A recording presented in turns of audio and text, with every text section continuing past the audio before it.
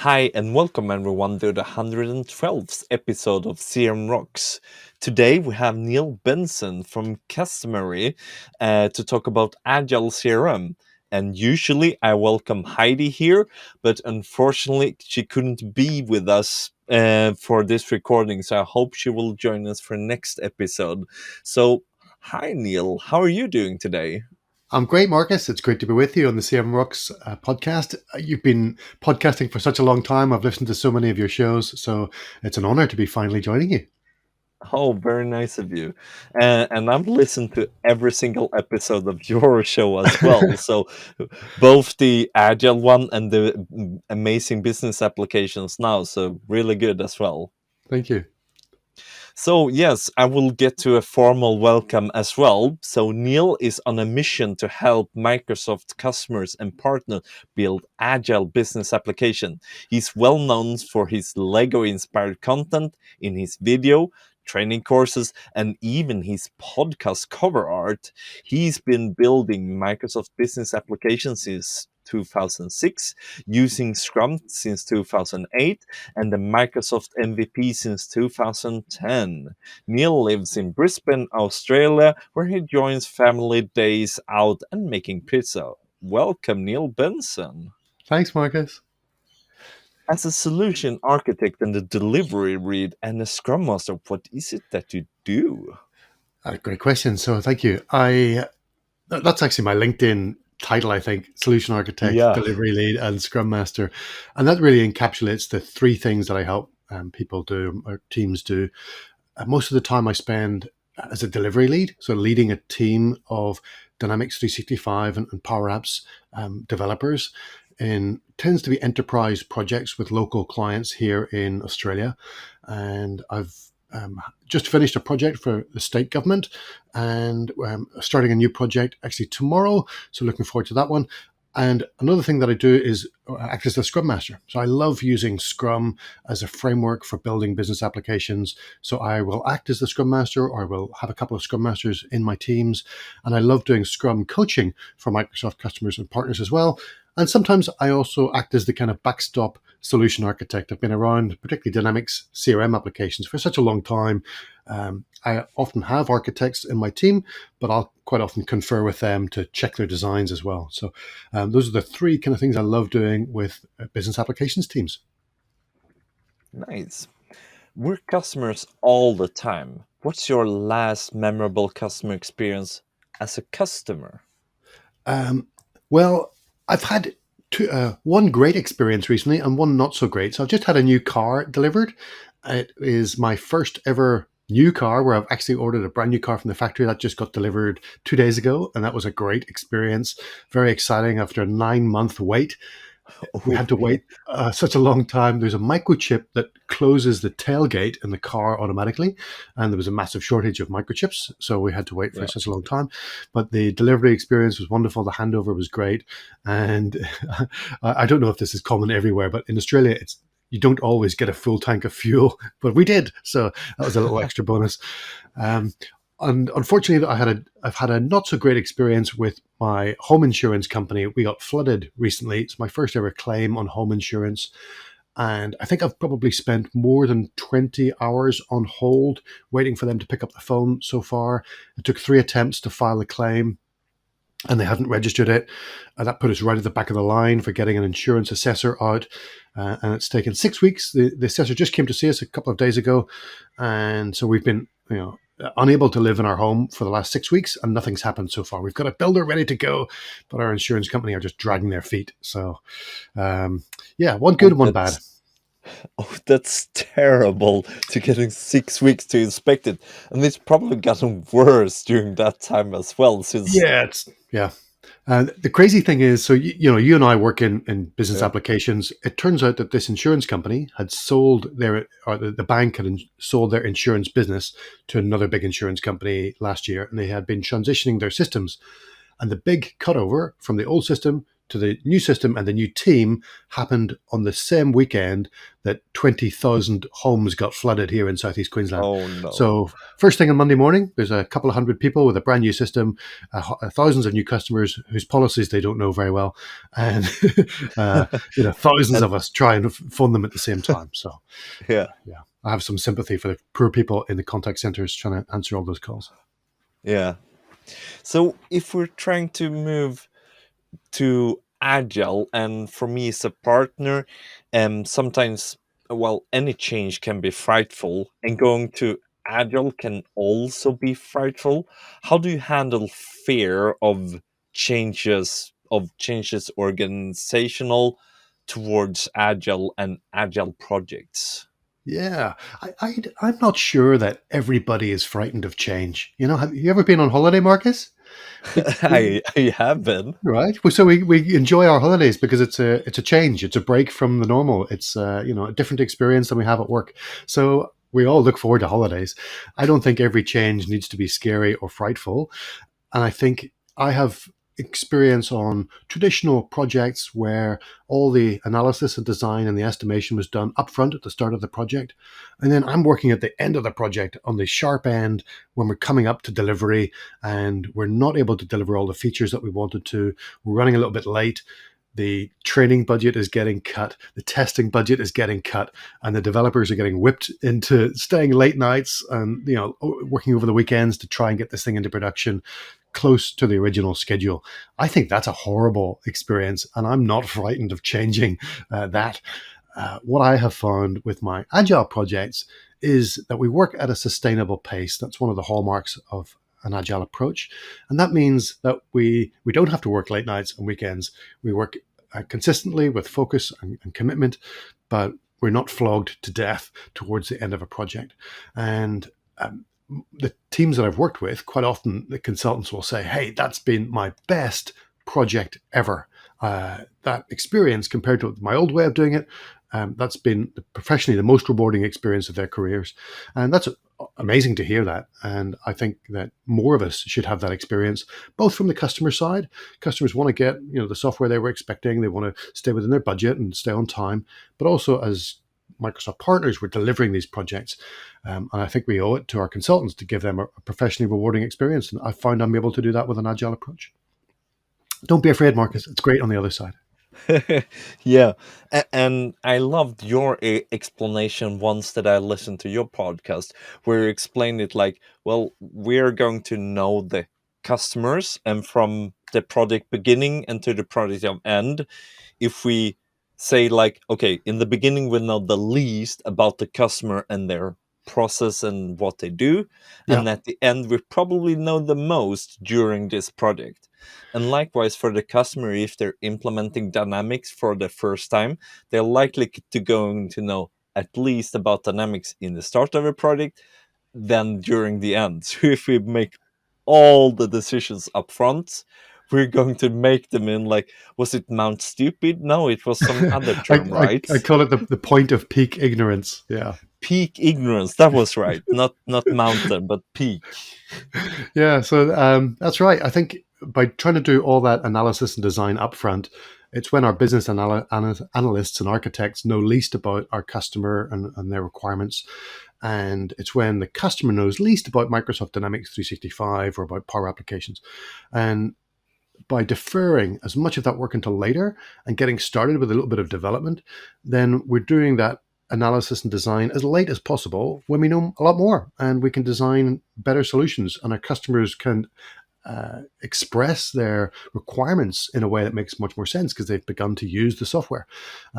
So yeah, I think that approach really serves us well and avoids us trying to do all this work when there's so much unknown at the start of a project. I think we're kidding ourselves if we think we can design everything up front and estimate it accurately and expect nothing to change. It's like buying that new car, right? The first car that you're going to look at, it's like, well, I didn't like the color. Right. So it's very vanity based and like, I don't like how it's looking. I don't like this or that. But you don't really like take your time on the very first one you look at to see, well, what are my actual requirements for it? Is it big enough even? because Yeah. that's far more important than the paint that it's looking. Yeah, that's a great analogy because my wife and I actually we had a kind of category in mind. We've got three kids. We like to go camping. We have got a lot of gear, so we're looking for quite a big car. And we hired several cars. So we would take a car on a camping trip and make sure it was the right kind of size, it was powerful enough, it had the features before we placed our order. And in fact, the last car we hired was almost the one that we bought. We just wanted one with a few extra automatic electric doors. But we knew that because we had gathered our requirements while testing the cars out and actually driving them, not just sitting in a showroom pointing at pictures in a brochure. Yeah, that's really a good one. So, um, and when I talk to customers and these fear that I was talking to earlier, sometimes fear can be put like, well, how much is this requirement specification going to cost, like, or when are we going to be finished with this requirement? How do you handle questions like that from the Yeah, customers? I think one of the downsides of an agile approach is that people have been trained over the last kind of 50 years of software development to treat software development like they're building a house, where you can have an architect come up with a design and then a builder with a quantity surveyor comes through with a very detailed cost breakdown. This is how much it's going to cost for the flooring, for the internal walls, for the plaster, for the painting, for the kitchen that you want, for the cabinet doors. That doorknob is going to cost you $10. We get very, very granular when we're building a building. And complex business applications are not like that. We're solving very difficult problems that nobody has ever solved before in novel ways, where nobody has built a solution quite like the one that we're going to build. And so we can't approach it like we're building a building. And I think if we try to estimate it like we're building a building with fixed price, fixed scope, fixed time projects, then that's the cause for a lot of heartache. What I try to do is to say, well, let's start by building a bit of software that solves one of your highest value requirements. And I think it's going to take 6 weeks. And I think I can do that with a team of 6 people, and they cost $1,000 a day. So I know the cost. So for 6 weeks, there's a fixed cost, fixed time, and let's see how much of that requirement we can solve. And that way we can estimate the rest of it. And it might be a very rough estimate. We're going to keep refining that estimate as we continue to learn more about your requirements and as we continue to learn more about how quickly we can go as a team with you. And so I come up with much more rough estimates that I continually refine. And then I use a couple of techniques. One called user story maps, which I love because traditionally in an agile approach, we have a product backlog. You might be familiar with that. It's a long list of all of the work that we need to do to meet the requirements. Well, looking at a big long list, even if it's in Azure DevOps or some decent backlog management system, it's still very hard to know whether it's complete, whether all the requirements have been covered, whether our entire business process is in there, whether all of our stakeholders have been represented. And so user story maps give us a way to visualize that product backlog in 2 dimensions across our business process with our stakeholders there. And then down the left-hand side, we have the priority of the requirements and the different features that we're going to build. And so we can slice it into releases. And now we can begin to estimate those features. I use a technique called planning poker to do that. And I estimate the size of the features in story points. And that gives me a rough idea of when each release is going to be available, how much it's going to cost, and I know what kind of team is going to be needed to try and build it. And so I've been able to build user story maps in just a couple of days, and then walk the stakeholders through the user story map and get their approval, and off we go. And that's much quicker than months and months of analysis and design and lots of documentation. We're starting very quickly and trying to deliver value within a week or two. So this user story map is nothing like the old Gantt charts that we used to do. It's more based on features and functionality and who it's going to serve rather than the entire timeline then. That's right. Yeah, there's no Gantt chart. I don't use Gantt charts in any of my projects. Um, Gantt charts tend to go down to very, very minute task kind of sized pieces of work, and they get assigned to people. And it's all about then tracking the dates and completion. I don't use Gantt charts at all in any of my projects. I haven't done for 10 years. Yeah, yeah, I like it. And about the thing that you said, well, we tend to build new things. Yeah, well, if we built it before, we already have a solution, or we have a very similar one that we can probably copy and paste in and make a small change Right. for the customers, and then we know about it. But then it's very low cost, perhaps, for the customers. So then that tend to be very easy and like, yeah, check done. Yeah, sure. It's part of the experience that we bring as a Microsoft partner is that experience of having done it before, of having solved similar problems in a similar industry with similar software, and we might Yeah. have a little catalog of pre-built solutions or an industry template. Absolutely, that's our value as a Microsoft partner that we bring to the Or game. sometimes it's just a checkbox. Oh, we want Outlook integration. Well, yes, Yeah, check. that's right. It's enable the feature. Yeah. Yeah. Have you ever been sitting in situations where the customers want something achieved at a certain time for marketing timing, where sort of it's not really the length of the experience, it's more like how big of a team do we need to achieve this to fit into this market window opportunity that we have found? Yeah, that's not a question that comes up very often, but thank you, Marcus. Yes, I can think of a couple of examples. At the University of New South Wales, for example, when we set out on there, there's a multi-year customer relationship management project with two streams. One was student services, about serving the existing students. The other stream was kind of marketing and attracting and onboarding new students. Well, the customer service stream or the student service team needed to replace it was an Oracle system. I think it was Right Now. Is Right Now owned by Oracle? Anyway, there was some Oracle licensing coming up. There was a renewal in 12 weeks. And if Dynamics 365 wasn't ready to go in 12 weeks, they would have had to buy another 2 years of Oracle licenses, which are Yeah, never expensive. that cheap. Yeah, right. So they're always expensive.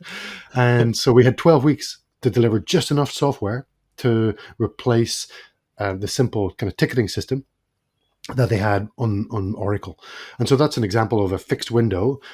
We're not going to replace all of its features and functionality, but just enough so they can get off Oracle. Another example maybe would be the Royal Automobile Club of Queensland. So that's it's a motoring club here, but also offers insurance and banking and assistance services. And when we think about their releases, a bit like my insurance company, they want to avoid kind of the summer months in Australia, which is bushfire and flood season. So all of the weather happens here between kind of October and March. So you want to avoid that period, and so you've got fixed release windows. That's the question: is how much software can we build within that window? Before the summer weather season starts, and so an agile approach handles that very well. We just say, here are all the sprints that we've got between now and your release date, and here's all the work that we think we can get done in that time, and we'll update you every couple of weeks with our progress along the way, and you can adjust that plan.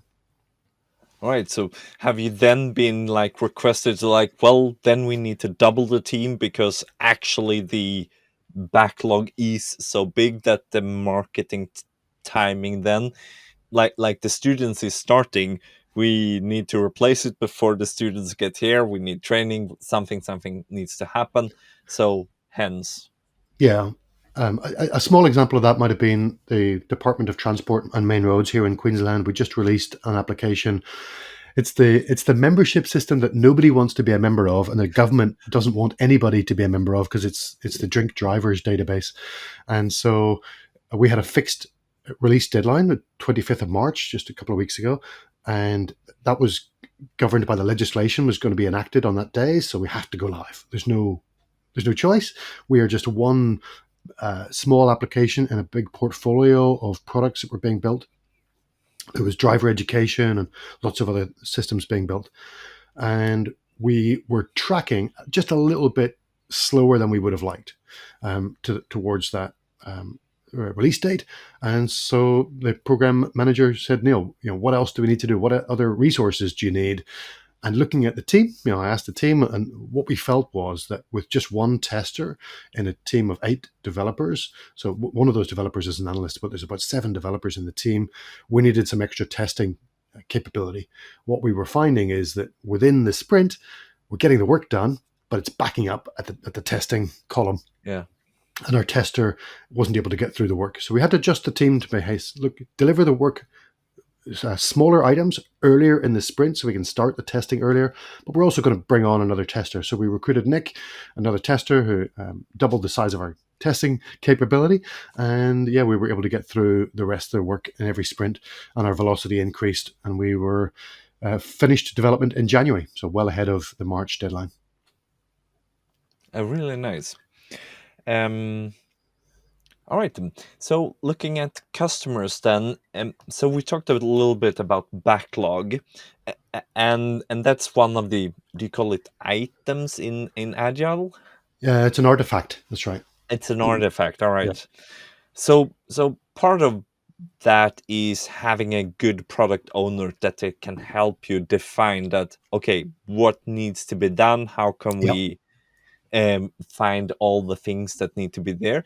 How do you get customers to be involved in that, to be them as a good product owner? Do you train them in certain ways? I think our projects, the type of projects you and I work on, and maybe most of our audience, is quite different from most software development. If I think of Microsoft building Windows or Office or Azure services, or even business applications, or Salesforce or Amazon or Spotify or Netflix, those are pretty famous agile software development shops. They have professional product managers.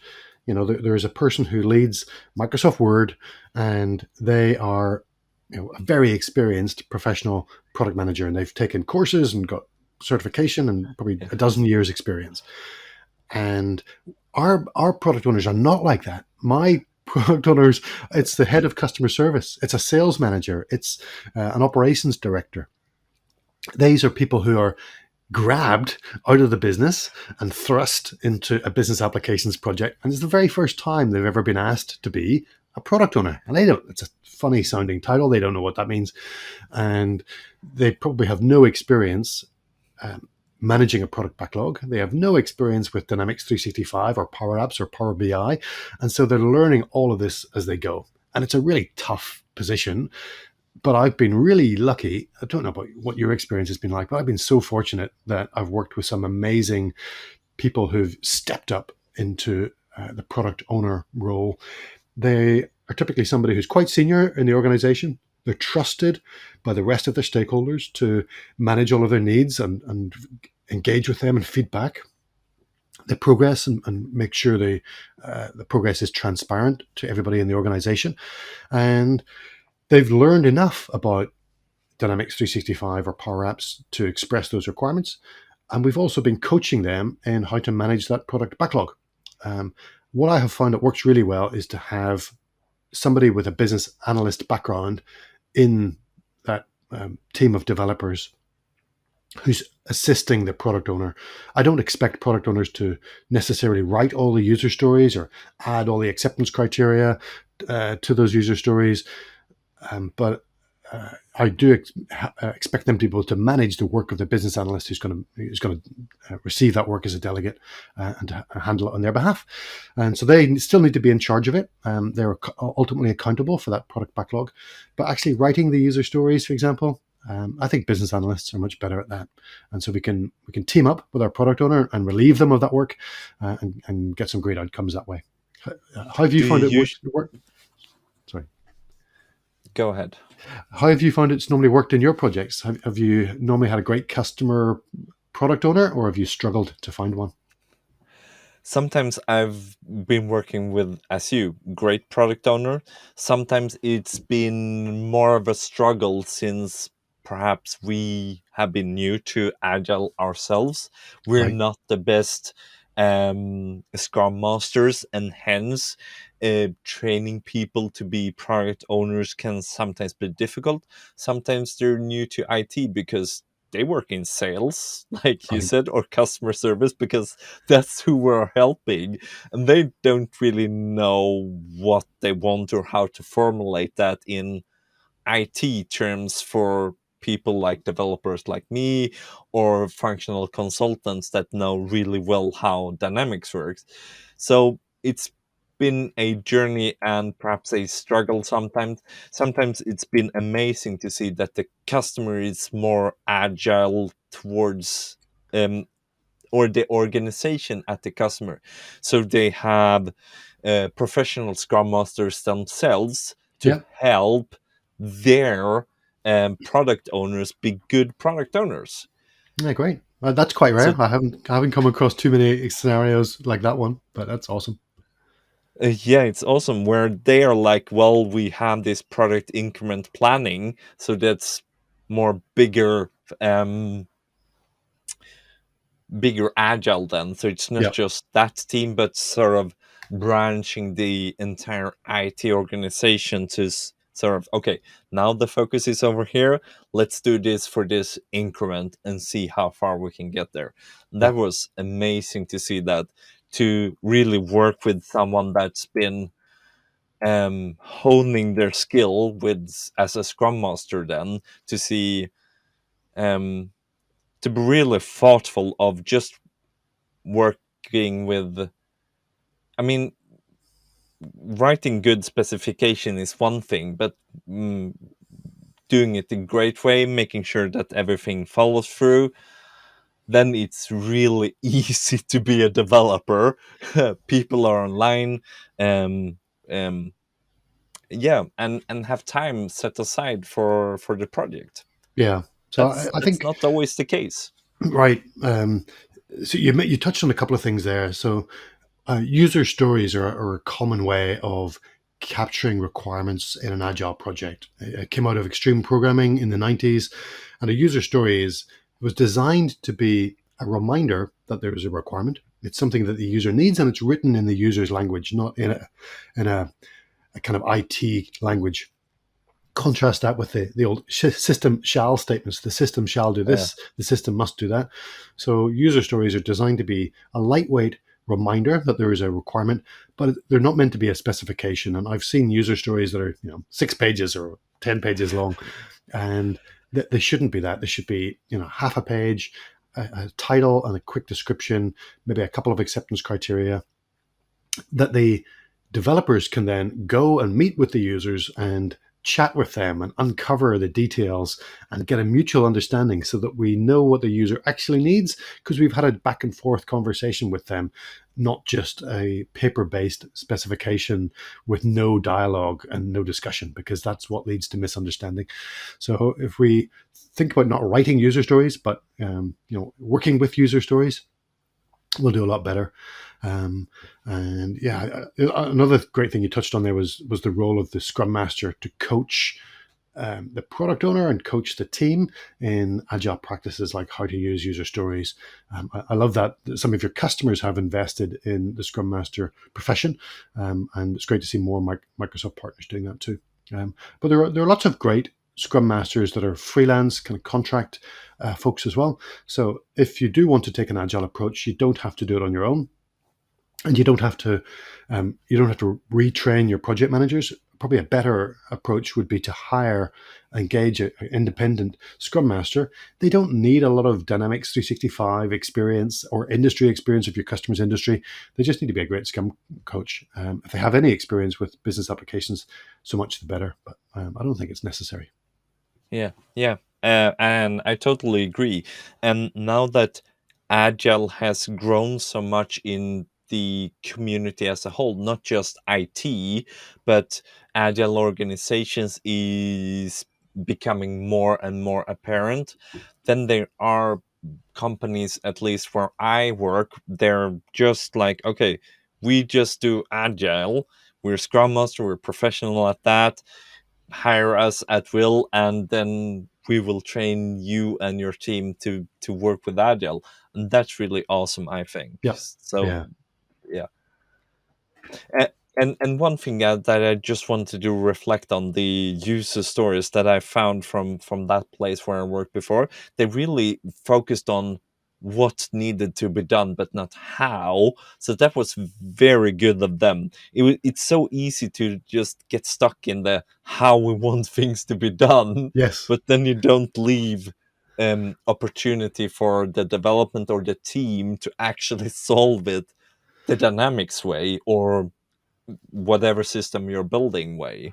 Yeah, So that's that that's a was, great point. yeah, I love to see requirements that specify the intent of the user. Not, you know, I don't want to see them. I need a button, or I need a workflow, or I need a yeah, custom table. Leave that up to the yeah, creativity of the developers that we've hired to figure out the how. Absolutely right. I love that insight, yeah. Marcus. All the questions, all the requirements to start with that is like, okay, but what do you why do you need that? So Yeah, so that's always interesting when you get that type, sort of like, yeah, we can help you, but not sure why. yeah. um have you come to customers that's have had problems being involved and being that hands-on, and you find customers being sort of too busy to help you? Um, Not quite. And the reason why I haven't found that is an issue is because I won't work with customers who are too busy. Um, they have been trained by 50 years of traditional software development to be heavily involved up front in the requirements analysis phase, and then they have got to approve a couple of documents, and then they go away, and the developers go away, and then the developers come back sometime later, maybe a year later, Yeah. and say, okay, we finished, can you test this please? And then there's a frantic period of testing, and then we're done. We train the users and off we go. And I think Agile doesn't work like that. It's we're continually involved with the customer and working with them on a daily basis. For some of the customers, so the product owner and some subject matter experts will be involved every day in the project, and there will be other stakeholders who have some requirements who are invited to come and meet with us every couple of weeks at the sprint review and see what our progress has been like and give us their feedback. We take their ideas, incorporate that into the product backlog, and we do that for months and months and months, and we're releasing into production as often as we can, and they're getting hands-on experience with the product all of the time. So that's quite different. And if my prospective customer at the start of the project says, look, we don't really have a lot of capacity for this project and we're not going to be able to give you a big team to work with, I won't engage. I don't think that project is going to be successful. And I'll say, look, here's my team. Here's the dedication and the capacity they're going to have for your project. This is what I need from you. I need Markus as the product owner, and I need Susie as a subject matter expert, and I need Frank as a subject matter expert, and I need Heidi as a subject matter expert, and they're going to be available 20 hours a week. And if you can't make that team available, then this is not a high priority project for you. There must be something else that's more important than this project. And so save your money. Don't do the project because it's not high enough priority. And so I'll encourage them to either hire some extra people to backfill those subject matter experts or cancel the project because it's not valuable enough for them to devote those people to. It's really good of you, and it's so difficult to, at times, to say no. Yeah, I've uh, lost a few projects. And to be honest, Marcus, some other people will win those projects. Another Microsoft partner will come along and say, yeah, we can work with whatever you've got. I just don't think those other partners using another approach are going to be very successful. I think they'll probably run into trouble, and a project will end up getting cancelled later, or you'll have a disappointed customer that you haven't built what they wanted. yeah, yeah.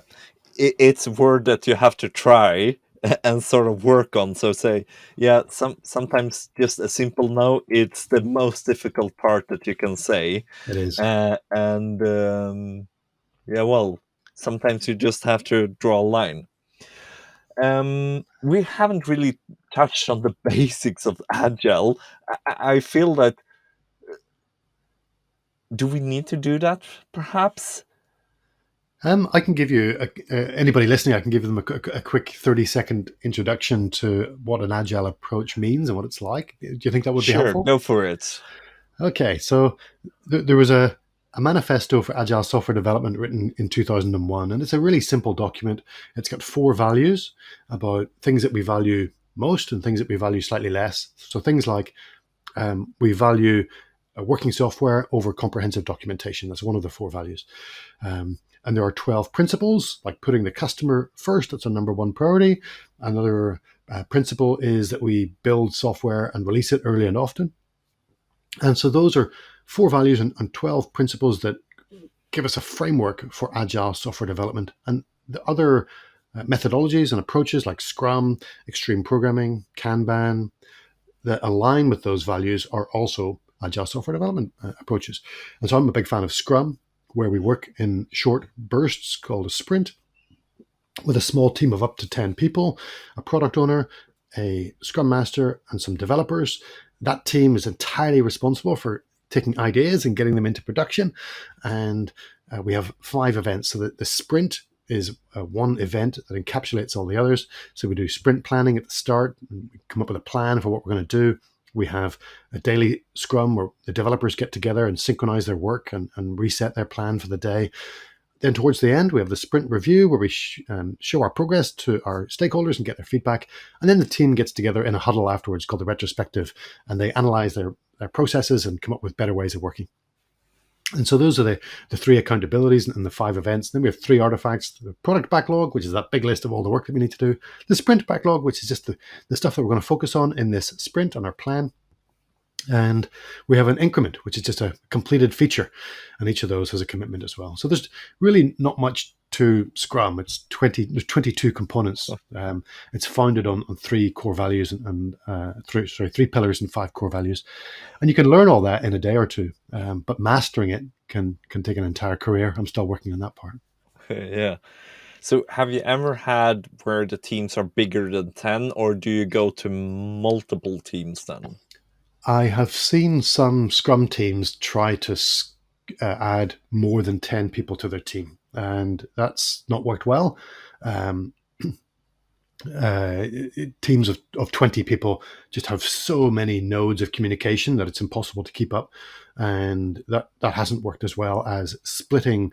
As the team grows, let's say you get to 10 people and you still need to go faster, or you're building a very complex set of applications, then you're going to need to scale up. I would say start small, get really good at Scrum first before scaling up. But if you do need to scale up, I've had teams of 30 people running in multiple Scrum teams, all working on the same product. And I use a scaling framework called Nexus, which is also from scrum.org. And that's worked really well. It's a nice lightweight framework, just adds a couple of extra practices to Scrum to allow us to coordinate the work across multiple Scrum teams. And yeah, so at our ACQ, we went from 2 teams up to 3 and then back down to 2 again. And I've run multiple Scrum teams in other places as well. Yeah, it's I don't think most I don't know. Do most Dynamics 365 and Power Platform projects need teams that big? I know hundreds of Microsoft partners running very small projects, and even Scrum is probably overkill for them. If you're building a really simple app for a small team, maybe on top of SharePoint or on top of lists, or there are lots of Power apps that are personal productivity or team productivity apps that don't justify a team of 5 or 6 people working for months. And so I wouldn't use Scrum for very simple applications like that. No, sometimes I've been where the sort of focus was more important than the actual team size. So it made more sense that, okay, 3 people are over here working with one dynamics where they're focused on the sole purpose of that. And then we have another team over here that's also working on dynamics, but the overlap of features and what they were interested in were different audiences. So it made sense to split the team, even though we weren't Okay. actually 10 people in Right. total. So Yeah. I've experienced that. I haven't taken that approach. If we're both working on the same in the same environment with the same application, even if it's different modules or different feature sets, I would probably still try and combine the team so that we've got more cross-functional skills. And if somebody's better experience with Power Apps for automation, then both the teams will have those skills available. But yeah, I can see your rationale for splitting even a smaller team up to keep them more focused. Interesting. It was easier from the both backlog and priority wise to say that okay, so it was different environments. We had three environments over there, three Right. environments over there for Ah, that okay. team. So they were very separate. So that's why it's sort of, well, we had sort of, well, customers, we want them between, but more or less everything else was like, well, we have other focuses. So then it was like, well, we meet every now and then to, okay, how do we do deployments more efficiently? How Right. do we work with Power Automate more efficiently?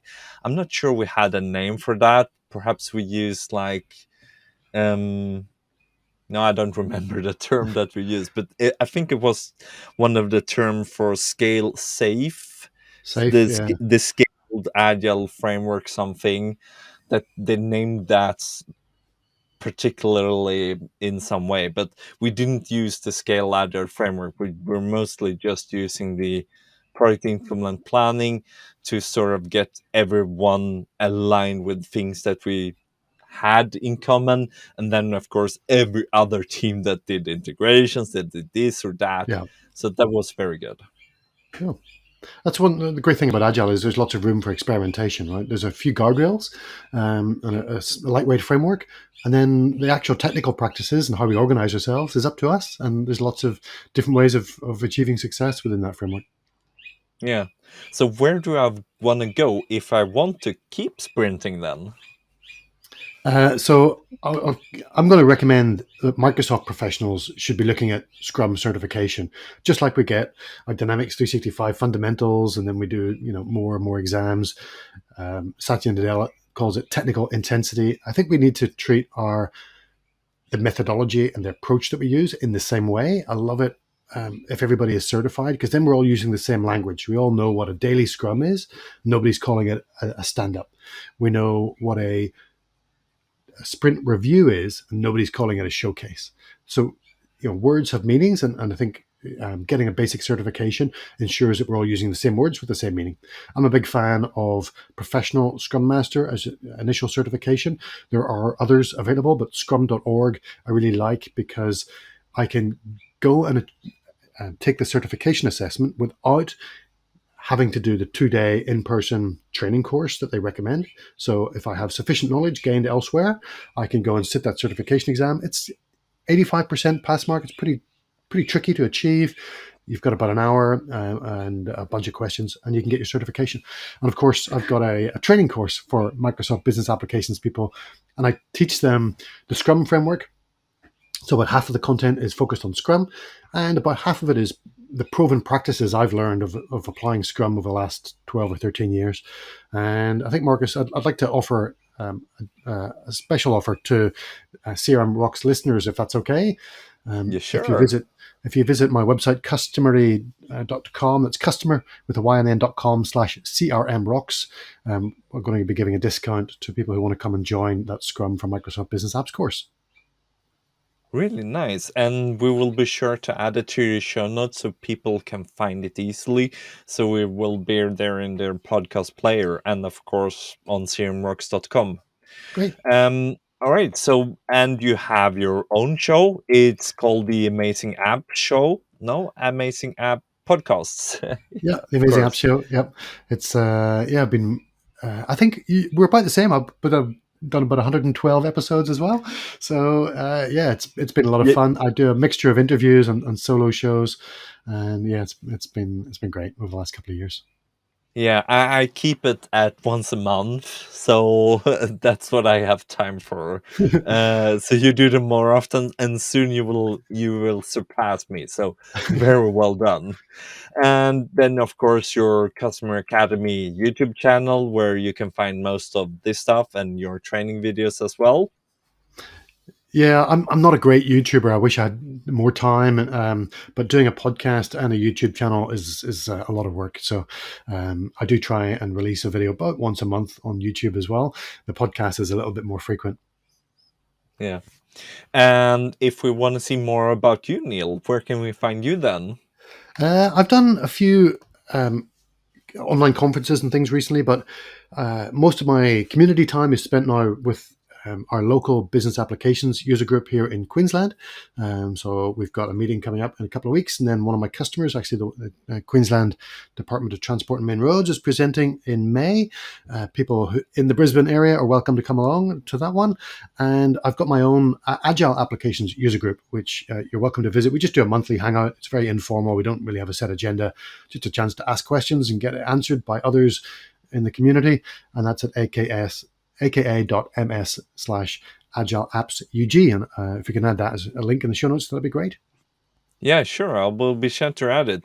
And that's part of Microsoft user groups then because it's aka.ms. I don't think you get registered there if it's for Microsoft. Yeah, that's right. So Microsoft has a new platform for hosting user groups. So if you do have a Yeah. user group and you've maybe been paying for your own meetup license or something, then you can come and join the Dynamics 365 or the Power Platform user group communities. Microsoft will give you a Teams license, so you can host it on Teams if you're going online. And there's search tools available, use membership management tools. So Microsoft's making an investment in that. And I was one of the early adopters in that platform. So yeah, it's going really well. Yeah, I think that's really great now that sort of CRM UG uh, s- sort of went away. I'm not sure Yeah. what to call it, but yeah, let's go with sort of went away. So, um, anyhow, so who would you recommend as a future guest on this podcast then? There are a couple of MVPs in the Australia New Zealand region that I think share my passion for helping Microsoft partners and customers um, in the way that we build the applications, not the technical how to, but the approach that we use. Danny Cahill has got some great content around being a functional consultant, around capturing requirements and managing those. And Hamish Shield in New Zealand has got some awesome material available on design thinking and how to bring design thinking concepts into our business applications projects. Both of those gurus I have learned a lot from recently, and I would encourage you to invite either of them or both of them onto CRM Rocks at any future time. Yeah, I would love to. And just one last question then. Would you like to take on a whole partner that's sort of embracing agile and trying it out? Do you do stuff like that as well? I do, yes. So I have a team edition of my course, so you can sign up for 5 or 10 people at a time, and that includes obviously the course material, but also some team coaching. And so I've taken probably 12 or 15 Microsoft partners through that at this stage. A couple of customers as well, but it's usually partners. I've one partner in the UK who's put 40 or 50 people through the course, and done Nice. some coaching with them. And so yeah, I've taken some entire partner organizations through an agile transformation, and I also do that with some local partners and customers here in Queensland as well, where I'm able to be on the ground a lot more and lead their delivery teams. But yeah, it's amazing to see there's more and more partners are adopting an agile approach. Some are hedging their bets a little and still saying, well, we offer a traditional sequential approach or we can do an agile approach. But some Yeah. customers are just giving it up and saying, we're all in on agile, which that's my kind of partner. Yeah, yeah. I would like to do all in agile, but sometimes it's just too much of a change. And I consider it like, well, perhaps we shouldn't implement agile in a waterfall way, that we just do it everything in a big bang. Yeah, I used to believe that. I used to think that the only way to adopt Scrum, for example, was to go all in. Speaking Yeah. with other professional Scrum trainers, they've had a lot of success gradually adopting Scrum with their customers and software development organizations. So I think both approaches can work successfully. It's just whatever fits best for your organization. Yeah. Yeah. Yeah. All right. Thank you for participation in CM Rocks, Neil Benson. Thanks, Marcus. It's been a blast. Thank you. And thanks to you listening. And don't forget, you can search for CRM Rocks on YouTube. You can find it in your favorite podcast player. And of course, on crmrocks.com. See you next time on CRM Rocks.